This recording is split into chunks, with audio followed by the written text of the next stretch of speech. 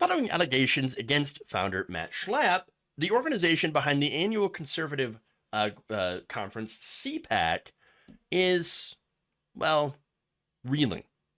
They're not doing so well. Earlier this year, a staffer had alleged to have been sexually assaulted by Schlapp in Georgia while he was driving Schlapp. He was, again, Schlapp's driver, while he was working for the Herschel Walker campaign. So, yeah. Insurrection is about the people. Well, this time it wasn't, because there was none. Look, since then, and I remember reporting that story, so far, of course, that staffer is, again, it was Republican, trying to be up and coming in the Republican world, had not come public, right? Had not gone public with his identity, but it shared details anyway in voice recordings after the fact. So, as well as, with family and friends after it had happened. So, not only that, but that former worker has also sued Schlapp, as well as his wife, Mercedes Schlapp. Now more stories have come out about the workplace culture at CPAC. You're not going to be surprised that it's a bit toxic to work there. Of course.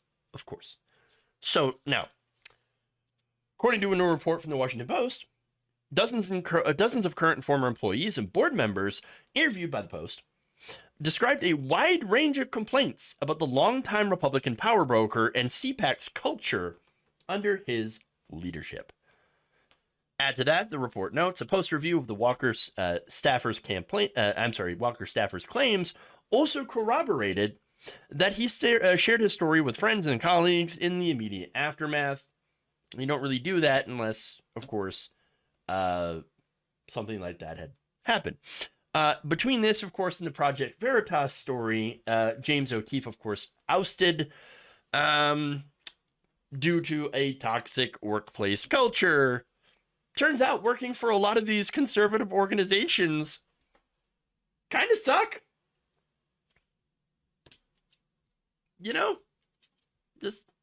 Just saying.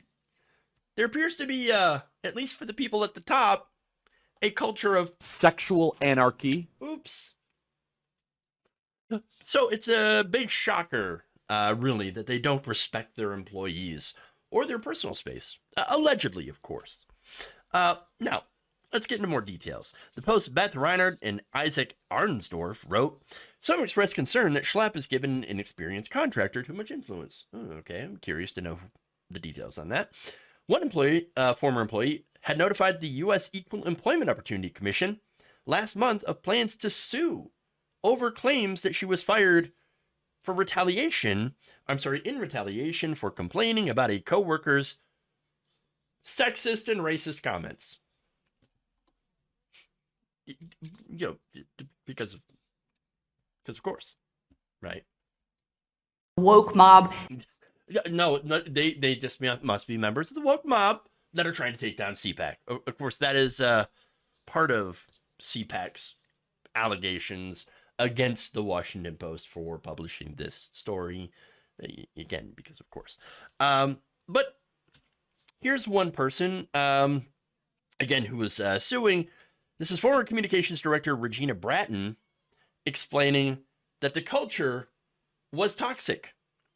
From my perspective, Schlapp acted like a bully. Again, a conservative organization being racist and sexist, doing retaliation for people who complain about it? No, never in a million years would I ever have expected that. Of course, I'm lying. Of course I expect that. But seriously, though, it's actually a good thing people are coming forward because, look, whether or not they're conservative, I don't care. Nobody deserves to work under those conditions, honestly. Like, I do believe that people, should actually not have to work in toxic workplaces. It doesn't matter who you are or who you work for. And again, I joke about these organizations being, oh, just conservatives, and that's why they treat people badly. No, that's not true. Does anybody remember, for example, Amy Klobuchar throwing staplers at people? Rahm Emanuel treating people terribly, screaming at staff, berating them, etc. Look, the fact is that this kind of situation happens everywhere, that there is a power imbalance between workers and their bosses. That's more of a problem with hierarchical systems, where employees do not have much ability to push back. I think staffers, congressional staffers, should be allowed to unionize and get together. Why not? Why shouldn't they? But anyway, look. That said, I'm not comparing those two things, by the way, Klobuchar and Emanuel, to Matt Schlapp. Ridiculous, right? He did alleged sexual assault. Not good. Very, very bad. That's a whole nother level of being a terrible boss. No, look, the situation with the staffer, at least when it comes to Schlapp, I think personally that it suggests that he's projecting his disgust of gay people onto the world, because he himself has those feelings and has been conditioned to hate himself for it. So, like, he has a deep sense of loathing over maybe some of the feelings that he feels, allegedly, again, and has used his organization, his politics, to go after people who are gay, who are open about it. Oh, you can't be open about it. If I can't be open about it and do what I want, then nobody can. And again, this situation, abuse of power, sexual assault, has nothing to do with being in the closet or potentially gay. No, it has everything to do with power dynamics. This person felt that he had allegedly the power to touch a staffer in an inappropriate manner and get away with it. That's not all right. Look, it's 2023. Being gay is fine, but sexual assault is not. It never is fine, never will be fine. Consent is king or queen. All right. Now, of course, CPAC being a conservative organization and conference, of course, whose speakers are immersed in the culture wars. Well, it turns out this allegation is not reflecting well on the organization. The report notes that some members of the CPAC board have been growing anxious at the prospect that assault allegations could irreparably damage the organization. Board member Morton Blackwell said he expected the allegation to be discussed at a board meeting at the start of CPAC, and that it's impossible for it to be ignored. He also said, quote, "Obviously it's a serious allegation, but it's put forward anonymously, which tends to discredit it." Look, would it be nice to have the name? Sure. Yeah. But I can understand the reluctance, especially since you're dealing with the conservative movement, which isn't exactly known, I guess, for people who are able to have calm, level heads when, someone calls out malfeasance on a powerful figure or individual. You know what I'm saying? It's one of those things where you come out publicly. Number one, it destroys your career. I don't really care about his career in Republican politics, but certainly he wouldn't be able to make a living in Republican politics anymore. Maybe that's what he's concerned about. Maybe not. The second thing he might be more concerned about, probably death threats. I don't think there's anyone in America that hasn't gotten a death threat from a right-winger. Even other right-wingers, even conservative politicians get death threats from conservatives. So, yeah, they're pretty well known for that. And some, even small number, have acted on those. Yeah. But again, male Republican staffer going after and alleging sexual assault from a powerful leader in the conservative movement someone who has a lot of money, a lot of connections. And so, I mean, again, if he does end up, there's the court case against the Schlapp family. A judge recently said that case could move forward. So he might get his day in court, certainly. But if he wins, and again, it's a big if, well, then what do you really win? Again, no career in conservative politics. And if Schlapp actually did so, had actually assaulted him, well, then what then? I don't know if Schlapp will actually face any sort of consequences, because it doesn't seem like this is consequences of the types of things that rich, powerful figures generally have to deal with, and if he doesn't face those consequences, what could reliably happen? Well, we can just go back and look at some of the more high-profile conservatives that have had their own scandals. They disappear for a little bit, and then they come back. They say, "Oh, well, I have been forgiven. I have bathed in the blood of Jesus, and Jesus has forgiven me of my sins." And then what happens is they get right back into doing what they were doing before.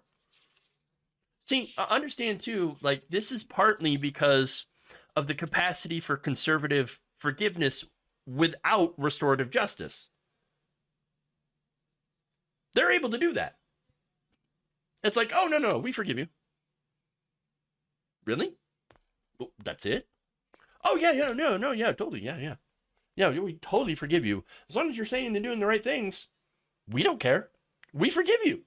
No restorative justice necessary." And that way, it's much easier to be a right-winger. Now, for some people on the left, to give you an example, you can do years of restorative justice, and sometimes it's still not enough to have that passed. Maybe somebody used to be a conservative or said something stupid. Oh, that's going to get thrown in your face for the rest of your life, essentially. Sometimes for some people, there's no amount of restorative justice that can actually absolve you. Well, maybe not absolve you, but it's not exactly looking for absolution here. But just like, okay, you've done restorative justice, and now you can move on without that getting thrown back in your face. For some people, it's just not enough.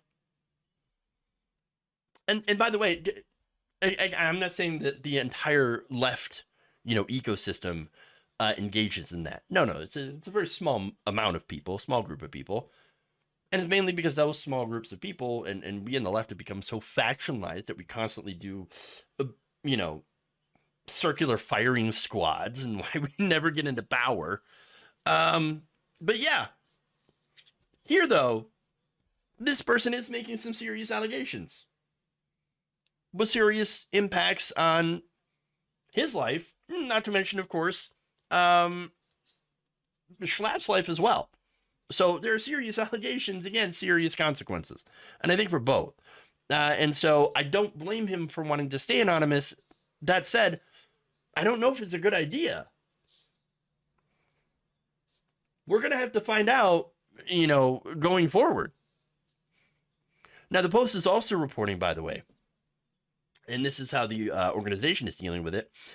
The upcoming 2023 CPAC is already feeling the effects of Schlapp's difficulties, noting that ticket sales are lagging. I feel like there was a missed word choice there. Would it have been too much had they say that ticket sales have been limp?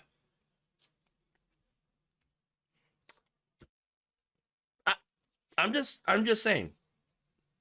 I like my meat tight. Tighten up my meat. I couldn't help myself. I'm sorry. Serious subject, and here I am cracking jokes. But look, they also said that it prompted price cuts, giveaways, and special rates offered to congressional staff, according to people familiar with the event's inner workings, speaking on the condition of anonymity to discuss confidential information. Okay, look, overall, though, if CPAC falls apart over this, I'm not going to cry. I'm not going to be upset about it, okay? CPAC is generally a collection of ghouls.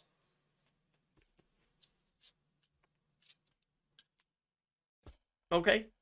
But look, I do want to note that these kinds of things, notice again, gay scandals only happen on the right. Why is that? Well, it's because the right's anti-gay. They force people into the closet all the time. I don't think there's anything wrong with being a gay conservative. In fact, I think it's the only thing that's actually wrong is being a conservative. Like, what are you doing? But that's just me, right? Now, this whole culture on the right of forcing people into the closet and not being, allowed to do their, to live their lives, to live their truth, like it doesn't matter if you're gay, if you're trans, if you're like to, do a drag show, put, whatever, put on clown makeup and dance. I don't care. I don't care what you do. Okay. And you shouldn't care what they do. As long as you're not hurting anybody else, what does it matter? But again, the fact that they make it such a big part of their culture wars to be so anti-gay, anti-trans, etc. I mean, this is why you still have these, panics. Let people live their lives. Do what they want without shame. And again, as long as there's consent, which there wasn't in this alleged case, okay, and I think that's the big thing to focus on is this was unwanted groping, a sexual assault. As long as there's consent, though, everything should be okay, and you're not harming anybody. Let people live their lives. Look, conservatives would do a lot better if they just let that whole thing go. Like, just let people be themselves. But if they did, of course, then they wouldn't be, I guess, conservatives.